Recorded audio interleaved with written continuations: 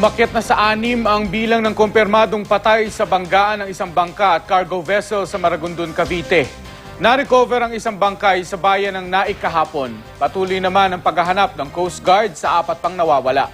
Makibalita tayo kay Joy Segui.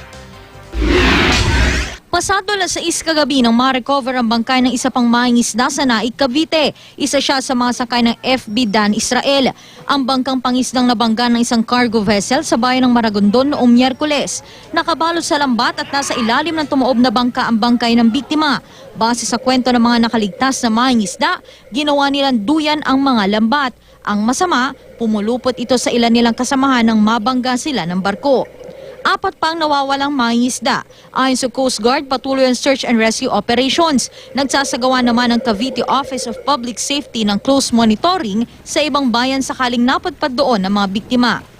Nailibing na sa Barangay San Roque sa bayan ng Naik ang 4 sa 6 na bangkay na na-recover. Bali, bloated na ho kasi mga katawan ng mga nasa gip. Hindi na ito pwedeng patagalin kasi makaka-apekto na sa kalusugan ng mga nasa paligid. Ayaw ko pong ganun ang nangyari sa kapatid ko kaso lang wala talaga tayong magagawa nandyan na yan. Sana naman po yung nakasagasa.